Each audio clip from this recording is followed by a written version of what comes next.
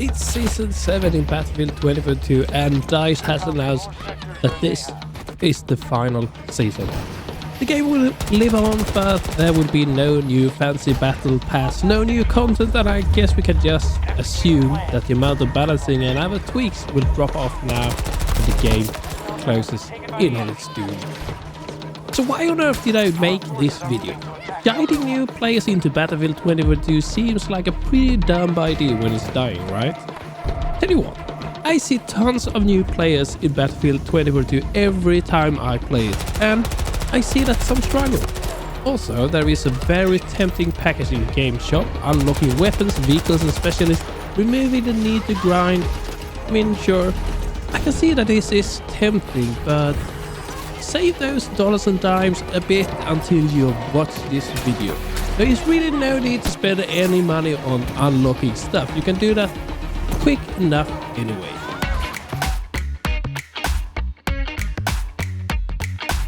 There is so much to say and so little time, but let's start by looking at what content is available after purchasing Battlefield 2042. Starting with the weapons, there is at least one weapon available for each category, and you should know that most of these weapons are quite good. The Glock with right configuration can still be used as a primary weapon, the PBX is a great SMG, and the SMGs in Battlefield 2042 are powerful. M5 assault rifle with right setup was once the meta. Now the balancing has shifted away from it slightly, but it's still really good. The others are also good, but sniper rifles and shotguns are rather situational, and I would argue that the marksman rifles are a bit more advanced. If you feel for them, by all means, but the marksman rifles that you unlock later on are way better and more enjoyable. We will get back to what weapons to get going with in a bit, but first let's just briefly have a look at the classes and the specialists. So, Battlefield 2042 introduced specialists, and at the beginning the class system wasn't really there. It was only a grouping to somewhat tie in the specialists to the old way of thinking, but didn't really have any function. Most of that is gone now.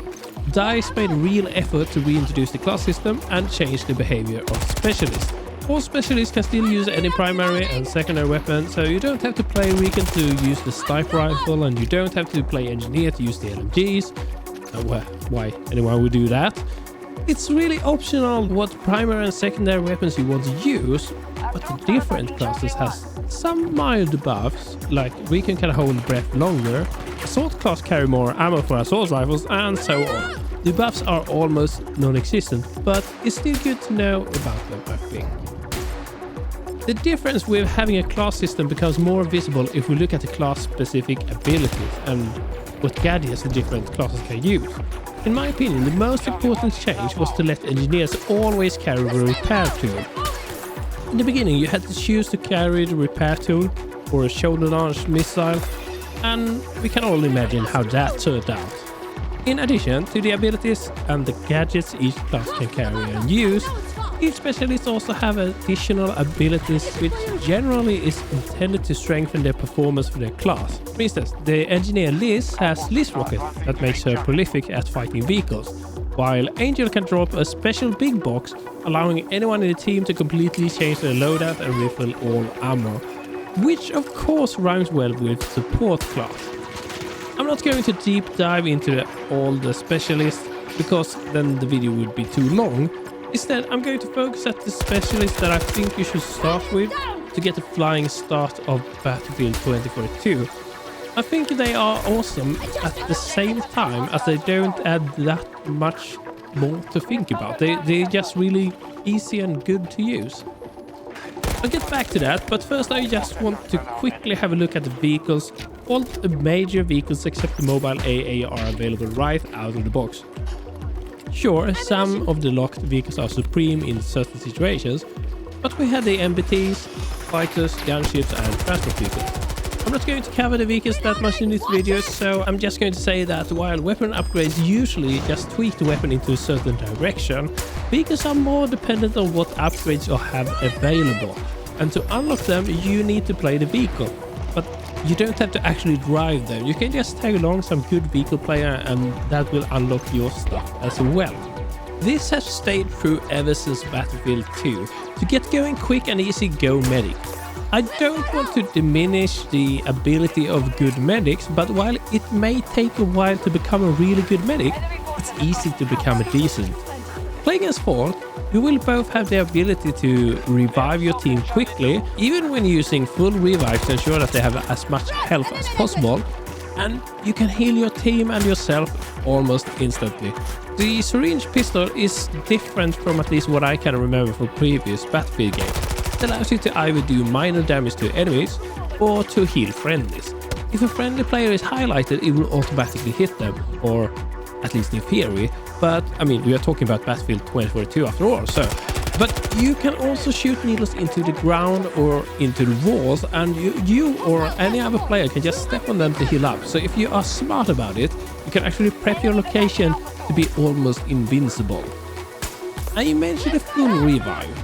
In Battlefield 2042 you can do a full revive, or you can just tap the revive button to do a quick revive. Especially when playing Fall, the time difference is usually neglectable. But the player that gets revived gains a lot if you do a full revive. So make sure to deploy smoke or kill enemies first, and then do a full revive to get your friends or team members up in as good shape as possible. When you play Fall, you can focus on either just revive, or you can throw the syringe pistol into the mix as well. To get full value, you need to use all the tools, but if it feels a bit overwhelming in the beginning, then skip the syringe pistol and just focus on the revives. It's still appreciated by your team at the same time as you get good score and XP from every round. When choosing the primary weapon, I would go for either the PBX or the M5 assault rifle. After all, as a busy medic, you will most likely be in the midst of where things happen, and a weapon that is good for short to mid range is probably what you want to have. That also allows you to hip fire from time to time, keep good situational awareness, and combined with smoke you will just be able to survive for really long periods. Imagine though that you would go for a sniper rifle instead. I'm not going to call you stupid, but because some managed to do that really good, but you are kind of stupid.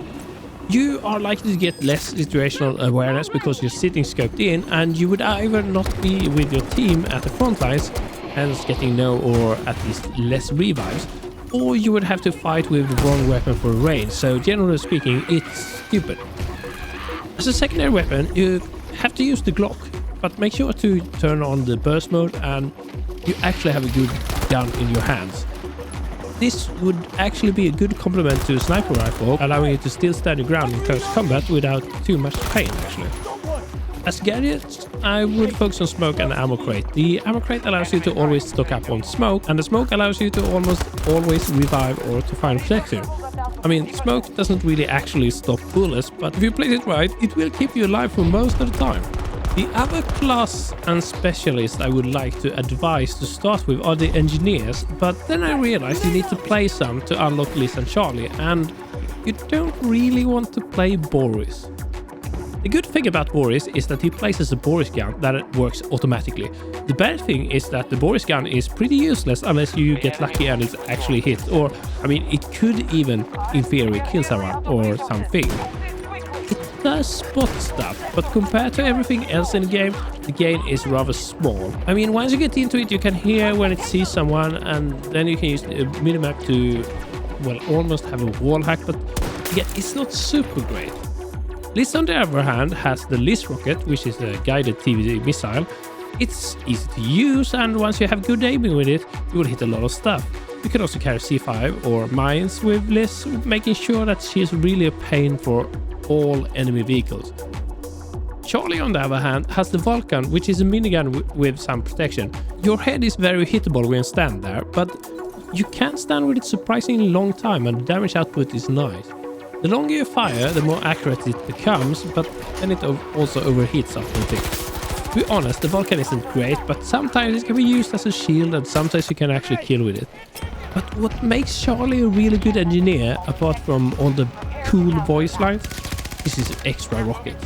Yep, that's right. When Charlie carries shoulder launch rockets, he's spawning one extra and can carry one extra compared to Boris.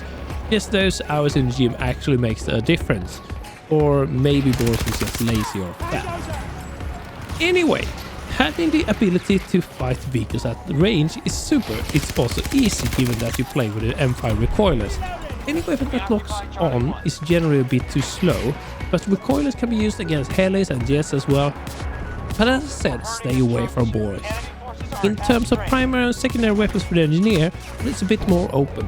We've shown Lance missiles, so you can actually carry almost whatever primary weapon if you just adjust your gameplay to it. To get full value of repairs as well, you need to stay somewhat synced with the vehicle players of your team. If they are a bit more passive, you should probably have a primary weapon that fits longer range and vice versa. The SMGs and assault rifles are the bread and butter of Battlefield 2042. They are the most versatile primary weapons in the game, with some ability to extend range or to dominate shorter range. Usually, I don't think it's worth extending the range for either. If you just tap fire a little bit, still with high frequency, you will be able to harass and kill snipers as long as they aren't like 500 meters away. Shotgun is prolific in close combat situations, but you will have to get into those situations, and depending on the map that might be a challenge. On the contrary, the sniper rifle is mainly at 200 meters or above. There is of course a trade-off between range and bullet speed. The SVS has some bullet drop as well, but you'll get used to it pretty quick. SMGs in Battlefield 2042, however, has longer effective range than what I would expect at least. The assault rifles, however, are more efficient in shorter range, but not as punchy as I would have liked. They nerfed the headshot multiplier a few weeks ago, and I think that was a bit in the wrong direction, but well, not everyone is thinking as me. Anyway, given the weapons that you have and the specialists that you can access from start, ranking up in level will go super fast, and generally speaking, the first level 0 to 100, that is to get to S001, that is basically like a tutorial. You will complete it so fast, and I would say that the game actually starts at S001, so it's basically a waste of money to pay for a upgrade package or whatever. I mean, if you just spend a few hours playing the game, you will unlock so many things.